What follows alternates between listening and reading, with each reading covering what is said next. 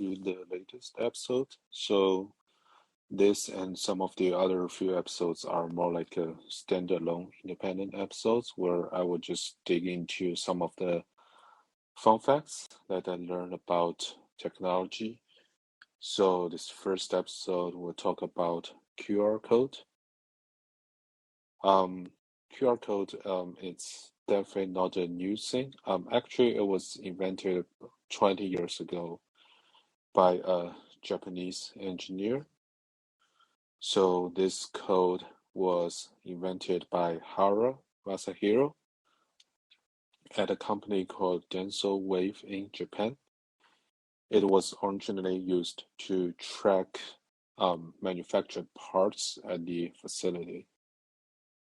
So the reason that Hara decided to invent this 2D matrix of QR code is he found out that time people were just using the more traditional barcode where you have black and white strips.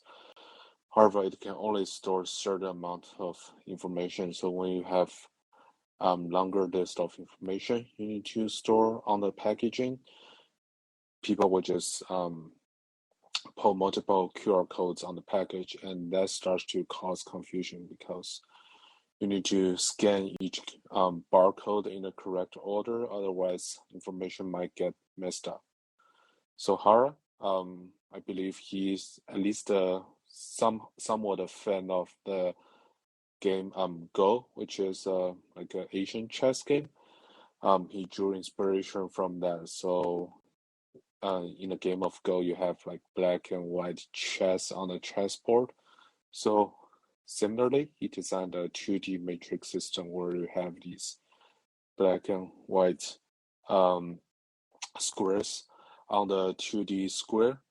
And in that case, because it expands the dimension from 1D to 2-dimensional, so you can just store a lot more information. On average, the information capacity has grown about 200 times if you switch from barcode to QR code.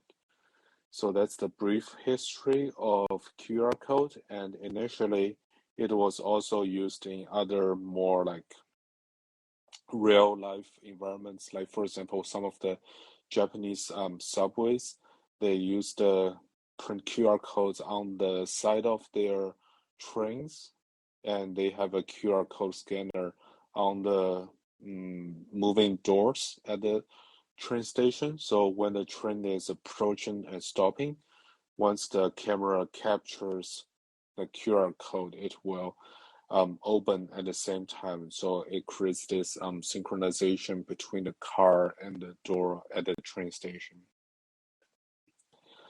And I believe some Chinese companies like Alibaba and Tencent, they began to experiment and use QR code in large scale in their social media and shopping apps, maybe 6 or 7 years ago. So instead of a POS machine at those physical retailers, they start to just print a QR code that's directly linked to a certain, Alipay, WeChat Pay, or bank account to that retailer. And the consumer, they can just use their phone to scan the code and make the transaction. And that thing just starts to grow very fast in China. However, paces are a little bit slower in the United States, probably just because no major companies before like 2017 were really trying to create like education around QR code, how to use it. So a lot of people are kind of concerned about this new strange idea. Like people are just talking about this thing is more like a tracker in some case, which just turned a lot of people away. Luckily, Apple, they start to have built-in QR function in their camera app in 2017. So once you open the default camera app on your iPhone and point it towards a QR code, it will just automatically scan the QR code and provide a link for you to click.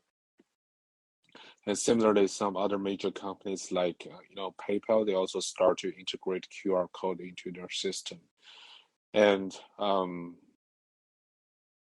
once we enter the era of pandemic, touchless transaction just becomes almost a necessity for a lot of restaurants and retailers. So that's when QR code really took off in the United States. So this concludes our episode on history of QR code. I think in a future episode, follow-up episode, I would dig more into the technology and some of the innovative use of QR codes, and it will be a fun discussion to see how QR code would live and evolve in the next decade. Thank you so much for tuning in, and I hope to see you soon.